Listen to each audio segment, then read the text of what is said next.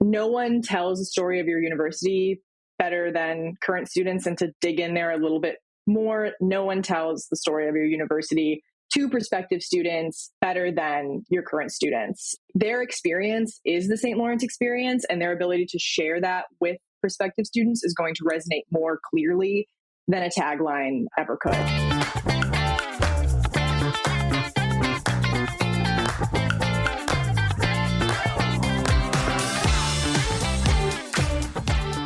Hey everybody, this is Jeremy Tiers from Tutor Collegiate Strategies, and you're about to check out the latest episode of the Mission of Mission podcast, a show that's designed to help higher ed become better recruiters, communicators, marketers, and managers. Each week I'll introduce you to an industry leader or difference maker who will share helpful advice, tips, and strategies that will help you grow professionally and personally. Mission of Mission is part of the Enrollify podcast network. I'm excited to share my latest candid conversation, so let's get started.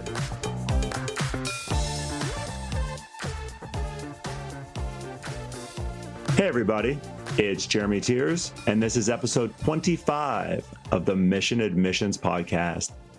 Today I have the pleasure of introducing you to Olivia White, who is doing all kinds of amazing things on the Marcom side at St. Lawrence University. We're going to chat about content strategy, social media, student marketing team that she helps lead, working remotely, and all kinds of other stuff. Welcome to the show, Olivia. Thanks, Jeremy. I'm really excited to be here. So fun fact for those of you that listen often, I was telling Olivia she has the same name as my daughter, which has become much more common these days, I feel like. Olivia, I would love to dive right in. What do you think the biggest opportunity is right now in higher ed marketing that a lot of schools are just not capitalizing on? Yeah, one thing that I'm always going back to with my team, and I should say social media is not my primary role. I do a lot more on the print and digital enrollment strategy with admissions, but I do work really closely with our social media manager. And one thing that we talk about a lot is social listening. And it's something that I don't know if your listeners are familiar with Campus Sonar and Liz Gross, but it's something that she's talked about at length. And something that really sticks with me is just being fans of your fans. And I think that we've kind of seen a drop off in social media of user generated content, especially from prospective students. They can be quite private. They're not always tagging us or using hashtags or sharing content with us. So I think being really tuned in to social listening and like modeling the engagement that we want to see from them, I think there's so much opportunity there. And I think it's something that we've kind of lost sight of as social media has kind of become more and more glossy and more about brands and less social and less about those individual social interactions. And another thing, and an area that St. Lawrence really is working to grow in is YouTube, and using YouTube more as a strategic tool, and especially like student-driven content on YouTube. I have this dream where the student team that I manage has their own YouTube channel, or like has more control over our YouTube channel. So it's really, really student-driven. They are coming up with the ideas, they're pitching them to us, they're executing them, they're organizing the profile. So I think that like student-driven content, students first, on our platforms and giving them more of a voice is also an area in which I would love to see St. Lawrence improve, but I think higher ed across the landscape could take advantage of. Tell me how you respond to this statement then, Olivia. Your brand is your people, not a tagline. Yeah, I really love this question, and I really love it in the context of the student marketing team and the work that I've done with the student marketing team. First, I will say, I think your brand is who you are, what you value, but more importantly, not just what you say you value, but how you live those values in the way that you do your work or the experience you strive to provide on campus. Your brand is not just the work that your communications team is doing. It is the work that every single person across campus is doing to deliver on the promise that you're making to students when they're learning about your school and making the decision to come to your school and when they step on campus. So I think that continuity is really important. And like I said, enrollment marketing is just one piece of this puzzle. So you could have the most compelling marketing content. Your tagline could be the magic words that inspires prospective students to deposit right now. But if they get on campus and it's not true to their experience with your content, with what they've learned, with what they've come to understand about this place that they're planning to see their next 4 years, if it's not living up to that promise, they'll transfer and all of that effort will be for naught. So I think it really comes down to campus partnership and understanding all of the people that you're working with to tell the story and then bring the story to life for prospective students. One of the things we love to say to our students and to campus partners, or when we're talking about the student team, is no one tells the story of your university better than current students. And to dig in there a little bit more, no one tells the story of your university to prospective students better than your current students. Their experience is the St. Lawrence experience, and their ability to share that with prospective students is going to resonate more clearly than a tagline ever could. Couple additional things there, because I feel like we answered and talked a little bit earlier about a couple of things that you mentioned. Help me understand then how you and the rest of the enrollment marketing and communications team, Olivia, at St. Lawrence, is communicating with the rest of campus to make sure that everybody, we'll call it, is on the same page in terms of the contents that's being shared and how they can continue, obviously, to deliver something of value for the people that are consuming it. I mean, I think it takes a lot of concerted effort. I think it's a lot about focusing on building trust and listening when campus partners come with questions or concerns or thoughts. I think a lot of times we run into an issue in higher ed where one department, they're the experts in what they do, and the other department, when they come with a question, the answer is often, no, that's not how we do it. And not to say like that's how it is at university communications and that's how it is in admissions and that's how it is in advancement all the time. But I think like coming with a mindset of collaboration and seeing everyone's efforts as an admissions efforts, something that our Dean of Admissions really expresses is that everything that we do can be an admissions effort. Whether you're faculty, you're in communications, you're at admissions, advancement, everybody has a role to play in big and small ways at every touch point that a student has in the enrollment process. Something that I like to say a lot is yes, and like, yes, I hear you, and here's what we can do.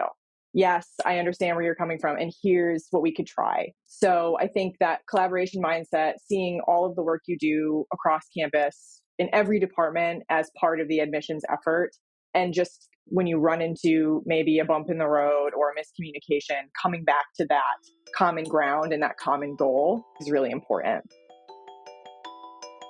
Alrighty, we're going to play a game, guys, okay? So first and foremost, get a pen, get a paper, pull out your notes app on your phone, whatever it might be, okay? Got it? Great.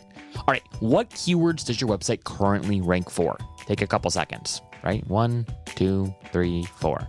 I gave you a few, not just a couple. What doesn't it rank for that you think it should rank for? Okay, 1, 2, 3, 4. Now, what are a few keyword opportunities that you could be winning on if you just simply tweaked some of your existing website copy? Got it? Okay, how'd you do? Ooh, not so hot? Not sure what you're currently ranking for, or not sure what you could be ranking for? Well, that's okay, because our friends at DD Agency want to help you answer all of these questions. DD Agency is a higher ed specific marketing technology agency that has conducted countless SEO audits for colleges and universities across the country. In these audits, they detail where you currently rank, what you could be ranking for, exactly how copy should be tweaked on website pages, and so much more. If this sounds like something that you could benefit from, give the guys at DD Agency a ping and be sure to mention that Enrollify sent you to claim a 10% discount on any of their SEO offerings. So head on over to enrollify.org/DDA SEO. That's DDA as in DD Agency, SEO, or simply follow the link in the show notes below. That will guarantee you get a 10% discount off of your audit.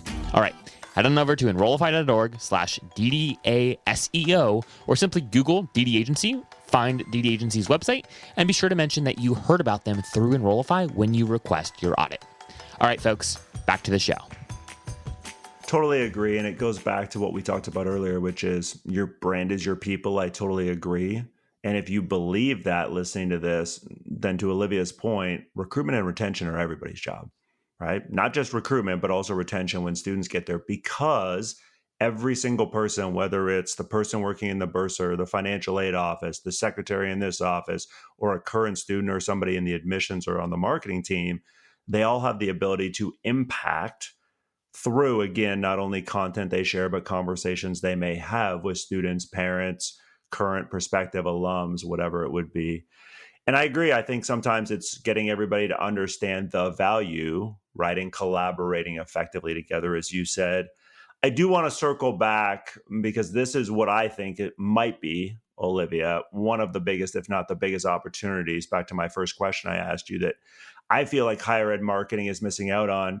You all do a great job at St. Lawrence of involving your current students in this content. And so help me understand how at St. Lawrence, and maybe it started before you got there, I'm not sure, but I'd love to start here and then unpack it a little bit more. How did involving current students and creating and building a student integrated marketing team come about at your campus? Partially, I think I want to say I took the job because I learned that I would be working with students. And my former manager, who is no longer with St. Lawrence, she had come to me during the interview process and said, one of the things that we really want to do is build a more integrated team. At the time, they had a team that was really just focused on social media. Her vision was a team that acts as almost a mirror of our university communications team. So you have students who are knowledgeable about more of the writing, and you have students who are knowledgeable about the video and production, and you have students who are more passionate about photography. And that's something that we're still striving towards. It's definitely a process. So I would say that's kind of where the idea started and the grand vision for what we wanted to do with this team. And I was really excited about it. I love the idea of working with college students. I worked in university communications when I was a student, and I loved it. Of course, we started in April of 2020. Getting the team off the ground was tough. It was all virtual. Hiring was tough, but we kind of started slow, and we started with the mindset that from the start, this is going to be a reciprocal experience. It's not just going to be transactional where we're assigning them to take a photo of an event and then give it to us, and we write the caption and we post it, and that's that. And that's the end of the road for them, and then they get their next assignment.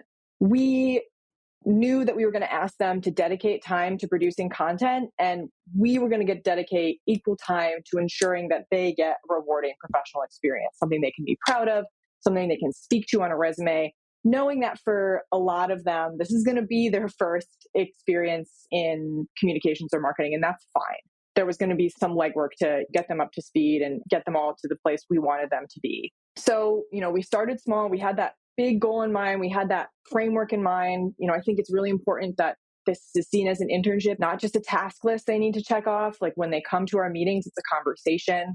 So with that in mind, we did start small. We had modest goals. We started by finding the right students, perhaps students we had worked with in the past, students who had maybe worked in our department as just capturing video content or, getting photo content and trying to piece together a team from there. We really love hiring first year students and sophomores and seeing them grow over time and helping them to understand the brand and for them to seamlessly weave their own voice and the brand personality throughout their content. So finding the right students is a good start. Someone who's excited about the university, someone who may have some skills.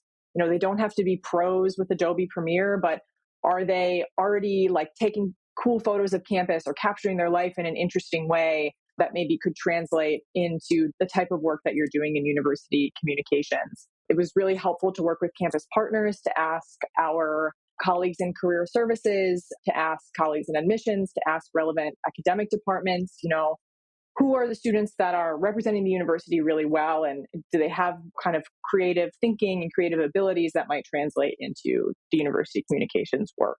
One of the first things that we do is train them on our brand messaging and our personality. A lot of the work that we do is pulling back the curtain. So when St. Lawrence posts something like this, or when we don't post something like this, here's the thinking that informs it. Here's what this says about this aspect of our personality. This is the message that we're trying to communicate with prospective students, etc. And a lot of the work they do is really geared towards prospective students. We really rely on them to bring to life the student life aspect, which is such a huge aspect. So many of the questions that prospective students have is about student life. So like I said, we do a lot of work to pull back the curtain and train them on our messaging and just set the foundation there so that we can be showing them every time they submit a piece, like, okay, here's why we asked you to capture this. Here's why we made this edit to the caption that you submitted, and kind of challenging them to, one, develop their own voice, but also to understand the brand and be able to deploy it accurately.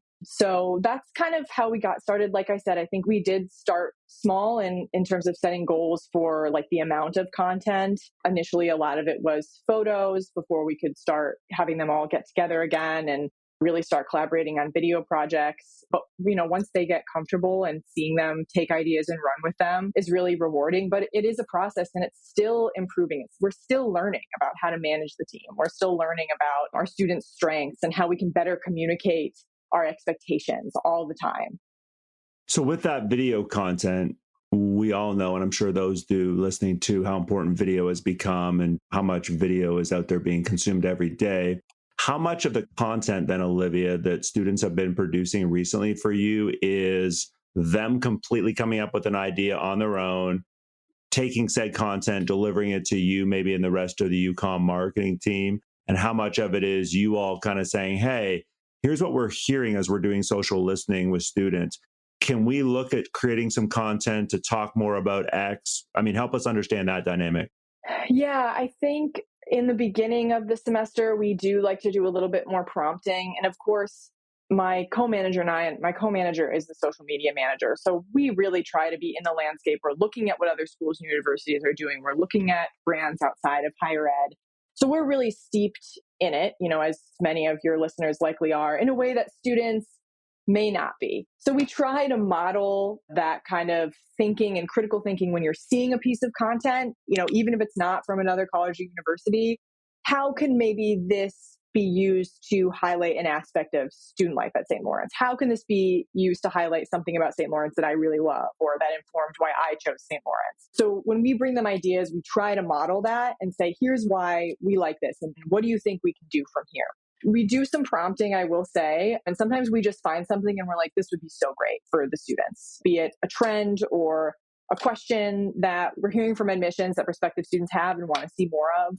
But we also task them with brainstorming. We'll give them prompts, what are 3 things in your daily life that are unique to your St. Lawrence experience that you don't think other people know about, and they should. So we'll task them with prompts individually. We'll also ask them to come together and brainstorm. We will ask them to come to us with pieces of content that they've seen over the last few weeks and talk about what drew them in and how they could potentially be translated to work on behalf of St. Lawrence, or what you could take from them and run with and make it your own, because we don't always necessarily want to just be hopping on trends. And that's something we really try to emphasize with them too. So I think it's a combination of us prompting and trying to model the thinking that we use every day when we're looking at content and we're looking at peer institutions' content, and also empowering them to do the thinking on their own and as a group to do some good brainstorming and bring it back to us. How many students are on that team currently, Olivia? Right now, I believe we will have 6 in the fall. It's ranged anywhere from 5 to 8. I think 6 is kind of a sweet spot. It's a lot of time. I mean, managing the student team could be, if not my full-time job, at least half of my full-time job. And that's a challenge too. You want to give them the most rewarding experience you possibly can, but you need to be smart about your own time, especially in a smaller department. We all have so many different competing priorities, but that 6 students is really nice. They can pair off into 3 groups of 2. They can do 2 groups of 3, and it's a little bit more manageable. It's easier to break down, especially with a co-manager, dividing and conquering, reviewing assignments, or having meetings with students as needed. So besides obviously the time commitment, in your opinion, what's the hardest thing about managing students?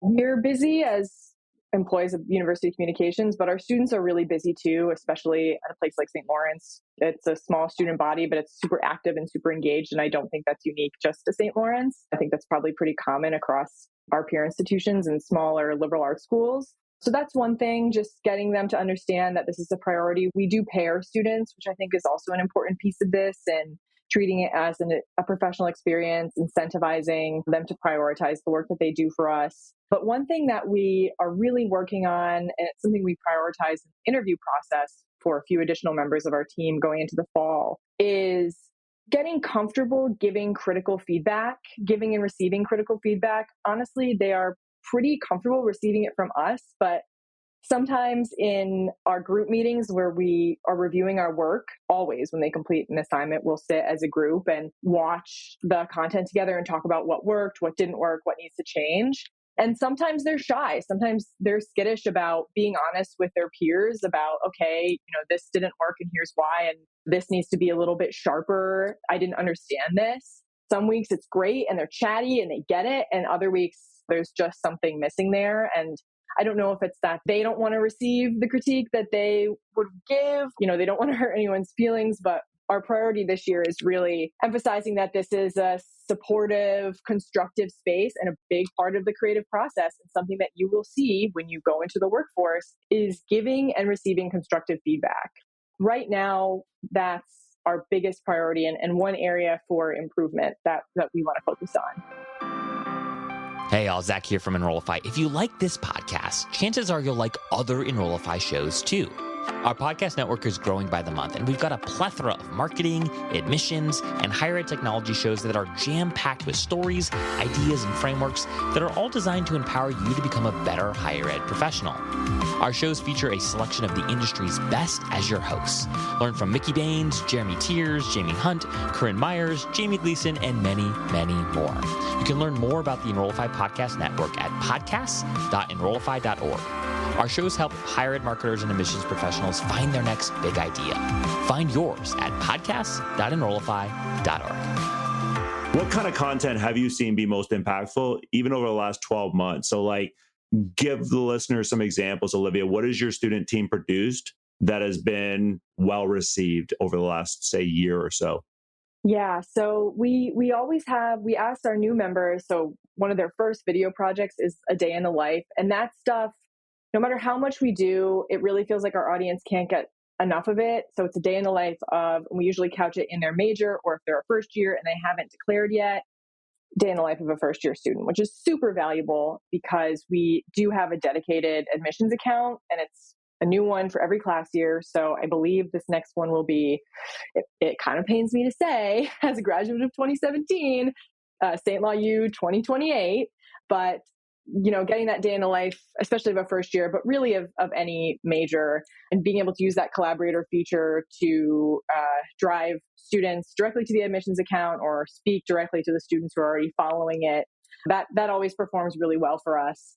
So that's one area that we always fall back on. And no matter what we ask of students or ask of prospective students what they want to see more of, it's all, I just want to see what it's like, where I'm going to be eating, where I'm going to be hanging out with my friends, where I'm going to be exercising, what my FYP first year program at St. Lawrence class is going to be like, etc. So that stuff really does not get old for us. And our focus has been Instagram Reels for a lot of this work. Another area that we've seen success is having our students create kind of like mini documentaries on one particular aspect of campus life, or a campus tradition or something that we feel is unique to St. Lawrence. So recently we had a student do like a mini documentary on our Sunday brunch at our dining hall, which is just absolutely beloved by current students. It's beloved by alumni. It's fondly remembered. It's easily the best meal on campus of the week. And she did a really great job of capturing the community feel of being in this space. She had spoke to staff workers who were just like so excited to speak with her and tell her how much they love seeing students come to brunch every week. She interviewed other students who talked very candidly about how much they love coming to brunch and seeing all their friends and debriefing or decompressing from the week and getting the right mindset for the week ahead. And not only did our current students love it, our alumni loved it. There was one comment, I think one of the students in the video said her favorite thing was like the vegan sausage. And an alum commented, "I'm so glad to see that the dining hall has vegan options for students." And it was something that we were also able to drive towards our prospective student audience as well, and sharing on the dedicated class account for the incoming class. And certainly something that we could put in an email, a one-off targeted email campaign in the fall when our apply cycle is coming around. Like, here's how our students are spending Sunday morning, or, take a peek at one of our favorite traditions through the eyes of the student, just as like a value add. So you're not necessarily asking them to do anything. I love all the nuggets you're giving, Olivia, and I really hope our listeners are paying close attention. For example, repurposing content is something I think that more schools need to do. This idea of, well, we have to come up with something separate here, here, here. No, you have to take the same piece of content and figure out how would we design it for YouTube, a little different than Instagram, a little different than TikTok or whatever it is. And I would also love to unpackage a little bit this idea of authenticity, because I have to believe when you're taping all this video, I think everybody listening understands how much prospective students, and I would argue current students, crave authenticity, right? When they're getting something from a current student, what do you think makes a piece of content then authentic? And then along with that, Olivia, how do you balance saying, okay, we're going to take this content our student team gives us and not edit it too much to where it loses its authenticity? Yeah. That word authentic is kind of funny, because what does it really mean to be authentic, and how often are we really truly being our authentic selves? When you're posting under the handle of the university, that's already one barrier that you're up against, right? When you're posting as the institution, you already have that maybe kind of barrier between the prospective student and the student. So I think to overcome that, really relying on the student voice and not over editing their perspective or their work. So I spoke earlier about the Dana brunch. Dana is our dining hall brunch, like mini documentary that our student did. And I think it was so valuable for it to be our student going to the space that she's comfortable in. She goes every Sunday morning with her friends who she's comfortable around, and asking, some of the workers there who are friendly faces to our students, who are so wonderful and supportive to our students and are there for them every meal and every weekend. Why do you like seeing students come to brunch? And I think you can just tell from the video that the workers are delighted. They're delighted to be asked by this student who they recognize and know. And I think coming from a staff member, there's maybe a feeling like, okay, I have to be a little bit more pulled together. I can't be as candid. I can't be as off the cuff. So I think just even in the interpersonal interaction that you don't see behind the camera, people feel more comfortable. They feel like they can be a little bit more spontaneous. It's exciting, kind of more grassroots feel when it's a student, when it's one of your peers asking you questions. You feel like you can be yourself. And that really translates to the work that shows up on camera. And I just always think about that. I think about how delighted that one worker was to speak with our student, and how just warm and inviting it made the community seem. And then we also give them a lot of creative license. They do most of the editing. We sit around in a room and we talk about what's working, what's not working. And yeah, the camera is a little shaky at some parts. There's a handful of kind of cheeky, quick zooms. And like I said, camera work, not always 100% steady. But we always know in the caption that this was created by a student, and we give the student credit. So, all of that information is there. And it still feels like St. Lawrence, right? Our community feel, our compassionate, supportive community feel is coming through. It's just not quite the same veneer of production that some of our other content has. And student content is not for every audience all the time, but it is really great at speaking to the prospective student audience. And you, I think, said it very, very well right there. It's understanding who your content is designed for, and understanding that, yes, if I'm designing something for alumni or, for another group, maybe it has to be a little more polished than it does if I'm designing it for high school seniors, high school juniors, high school sophomores.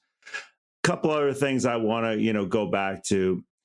How hard has it been to sell senior leadership then on campus, Olivia, with doing all of this student generated? We're letting students edit this content. We're involving students in our Marcom meetings. Has that been a hard sell to continue to say multiple times to leadership, just trust us, it's working? Or has it not been hard and leadership has really let you and some of the other staff on your team kind of run with it?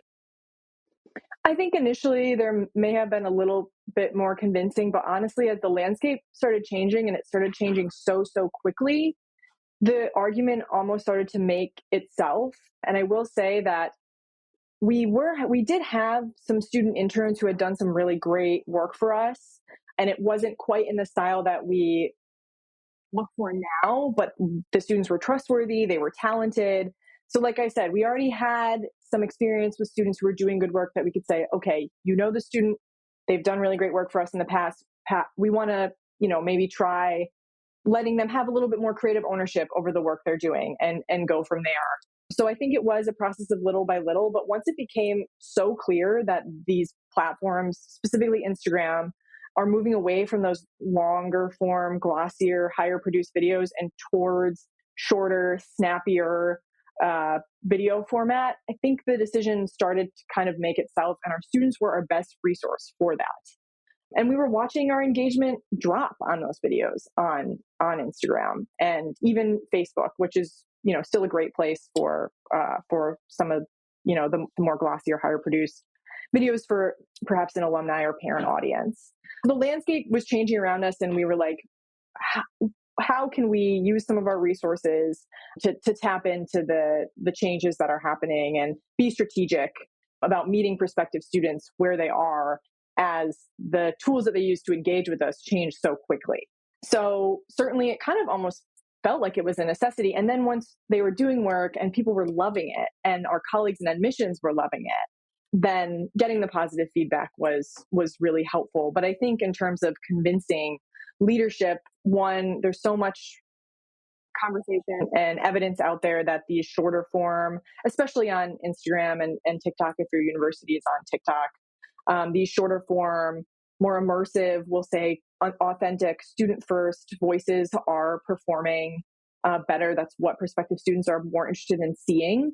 So one, kind of the evidence is there in the conversation among higher ed marketing and communications professionals. But also there's kind of an efficiency argument too. Your students are on the ground, they're there on the weekends. So you don't have to necessarily rely on your staff to be covering all these events. And in fact, your staff can kind of reorient their time a little bit more if you can be relying on your students to be bringing these events to life in arguably a more authentic first person way for your really, really important audience. So I think, that's also something that has gone into the decision making as well. How are you ultimately involving that admissions or other offices, Olivia? Because there's so much content on the internet, right? So how are you saying, hey, we want prospective students to understand we're generating this content, or we're going to do this series, or this is going to be coming up? Is there comms? And by comms, I mean, is it email campaigns? Is it videos through your CRM? How are you letting prospective students who are interested in St. Lawrence know that this content exists? Or is it just, nope, we've built a strong enough account or a couple accounts up, like we find people just come back over and over to the same accounts? Yeah. So like I said, our admissions team does manage an account every year specifically for our incoming student class or prospective students. And we work really closely with them on ideas and brainstorming, and they dedicate resources. They rely on their admissions ambassadors to help them produce content for that account. And certainly we will use some of the features that Instagram has available to cross promote as much as we can. We also really make an effort to be publicizing the fact that these dedicated student accounts exist in all of our outreach. So, in our print materials, there's a card that says connect with your class on, they're at their dedicated account. And we know that prospective students, maybe they don't follow right away, they're not following the account, but that they're checking in. And we also hope that if our students are a part of these accounts and they're proud of the work that they're doing and they're taking ownership of the work that they're doing, they'll talk about it. As admissions ambassadors will tell their tour groups that they're doing a takeover of, a day in the life of a student athlete next week, and that you should tune in. And we try to cross promote too. So if we know that there's going to be some great student content coming up on the admissions account, we'll use the institutional account. Maybe we'll put a story highlight or create some content in our own Instagram stories to drive our audience over to that admissions account. And then there is also opportunities in our email campaign. Like I said, I really like the idea of including some of these videos and the student content as kind of like one-off value add emails to prospective students. So we have a tradition at St. Lawrence. It's called Peak Weekend. We're located very close to the Adirondack Park, and there are 46 high peaks in the Adirondack Park. And one of the theme houses, one of the clubs on campus, they have an event where the goal is to get at least one St. Lawrence on each of those 46 high peaks. And some of them are quite challenging. Sometimes it is only one student, but it's totally beloved. It's something that you learn about when you tour. The outing club and outdoor life is such a big part of campus life for many students. And we have a student who's a member of the outing club who really went above and beyond and took it upon himself to create a handful of videos and photo content. He created a kind of a horizontal video that was great for using in email campaign. He created one for Instagram, and he also had a great photo album that we were able to share. And we said to admissions, hey, we have this great piece of content. It's fall, it's that time of year. People are getting out and they're hiking and it's so beautiful. Let's lean into our location. Let's lean into our student voice. Let's lean into this tradition that so many students participate in and so many students throughout generations participate in and talk about, and just send off a one-off email to get students kind of excited and get them a feel of what campus is like right now and what they could expect should they decide to come to St. Lawrence next fall. How else are you measuring, besides social listening, Olivia, once these students are actually choosing St. Lawrence to see, okay, hey, what content, number one, let me back up. Did they go to our Instagram and YouTube page? And if so, how often? Number two, what content, was most impactful for them? So besides social listening in the moment as the content's being out there, what are you doing after the fact, if anything, to obviously evaluate and figure out other metrics that you can use, not only to have conversations with senior leadership, but to evaluate what are we going to do similar but different next time around? Yeah, definitely. And I think this is certainly an area of growth for us and somewhere we're really looking at putting more resources and looking more closely at. One thing that I would love to start doing is just focus groups with our first year students after they've had a couple of months on campus, asking them, what did you like? What were you looking at? Just so we can gauge how much of our time is spent with working with more traditional media, print pieces versus, should we really be putting more effort towards YouTube and meeting students there? We look a lot at our metrics on specifically Instagram. We love to look at like saves and shares because that shows that our audience is revisiting the material that we're putting out and that they're engaging with it after they view it. So beyond just that first impression, that they're going back to it and they want other people to see it. So you work remotely, and I think we're going to see more of this in certain roles, Olivia, in the coming years in higher ed. Give the listeners some pros and cons of being remote and not being on campus every day. Sure.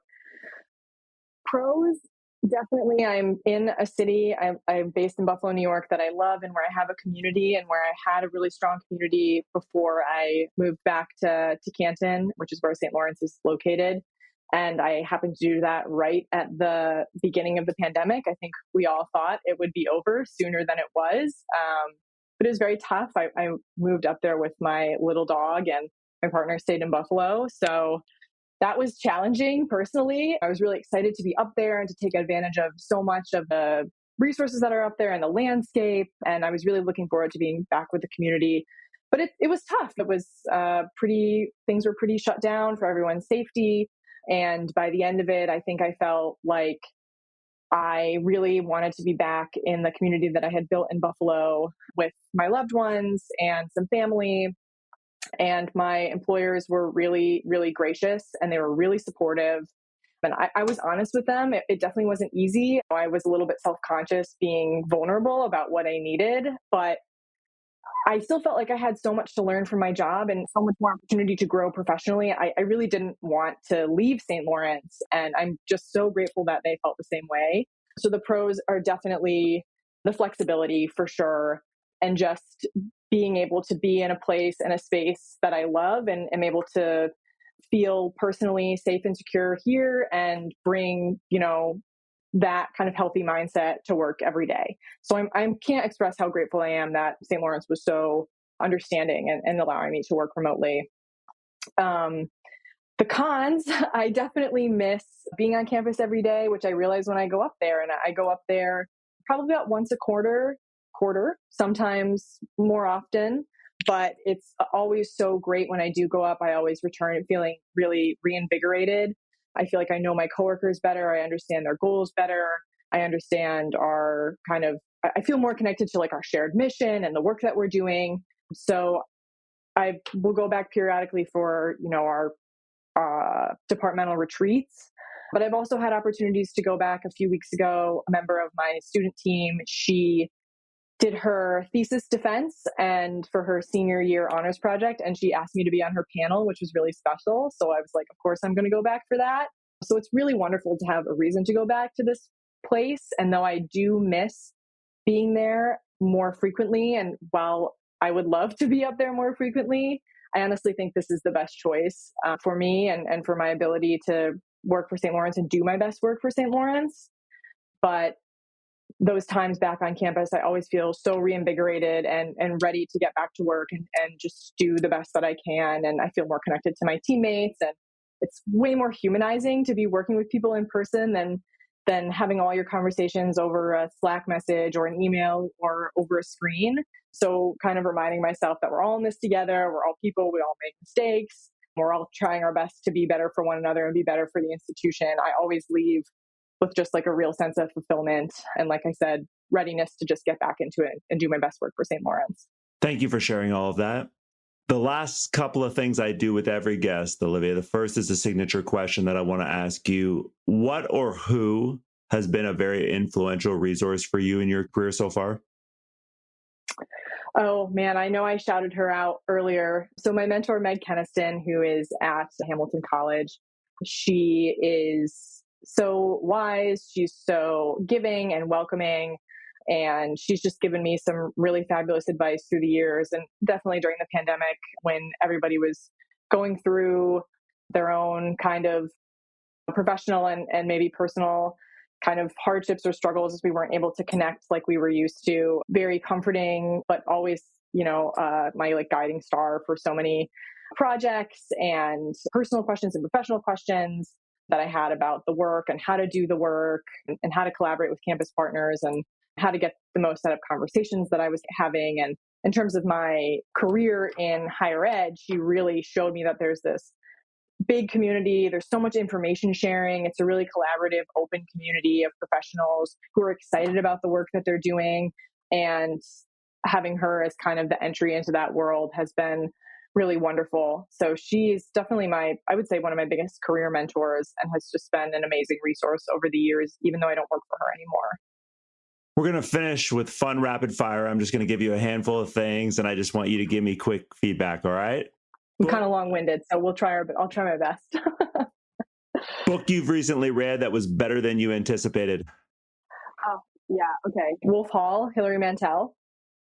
Better city to live in, Washington, D.C. or London, England, because apparently you've lived in both. London. Why? Weather's better. The summers in D.C. are really brutal. I think the public transportation in London is better. It's slightly bigger, and there's just a longer history to kind of dig into and immerse yourself in. You have to pick one, Instagram or TikTok? Instagram. What's your go-to order at Starbucks? An oat milk latte. Better Buffalo Bills quarterback, Josh Allen or Jim Kelly? Oh, Josh Allen.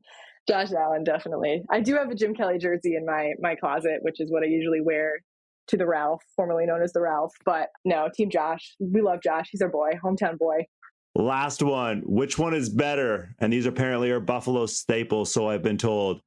Beef on weck or sponge candy? Oh my God, I can't be fast about this one. I love sponge candy. It's really something special. It's a delectable, delightful treat. And I do appreciate a good beef on weck, but I've definitely eaten more sponge candy in my day. So long and short answer is sponge candy for me. I got to try both of those next time I'm in the Buffalo area because I have no clue what either one of them are. Couple of things. If people want to connect with you, what's the best way to do that? My email, I can give you my email. I mean, it's on our website, so I have no problem doing that. I'm owhite@stlawU.edu. That's probably my best, easiest way to connect, but definitely LinkedIn as well is also a good place. And what are the Instagram and YouTube accounts, if you're willing to share them, where a lot of this content that we talked about today, if people want to go check it out, where should they go on Insta or YouTube? So Instagram is just at St. Lawrence U, at STLAWRENCEU, and YouTube, it's St. Lawrence University on YouTube. We are still ramping up on YouTube, I will say. Our YouTube presence is a work in progress. So I would say watch this space, but maybe come back to it in a year. And then you'll get the full effect. But a lot of our really great stuff from our students is highlighted on our Instagram. Awesome. Thank you again for being with us today, Olivia. Hey, all, Zach here from Enrollify. I hope you enjoyed this episode of Mission Admissions with Jaime Tears. If you like this episode, do us a huge favor and hit that follow and subscribe button below. Furthermore, if you've got just 2 minutes to spare, we would greatly appreciate you leaving a rating and a review of this show on Apple Podcasts. Our podcast network is growing by the month, and we've got a plethora of marketing, admissions, and higher ed technology shows that are jam-packed with stories, ideas, and frameworks that are all designed to empower you to become a better higher ed professional. But Enrollify is far more than just a podcast network. Enrollify is where higher ed comes to learn new marketing skills, discover new products and services, and find their next job. We're a growing, learning community of 4,000 members, and we'd love to welcome you into the fold. You can access our free blog articles, newsletters, e-courses, and more, or purchase our master course on how to market a university with Terry Flannery at enrollify.org. We look forward to meeting you soon and welcoming you into the community. Again, you can subscribe for free at enrollify.org.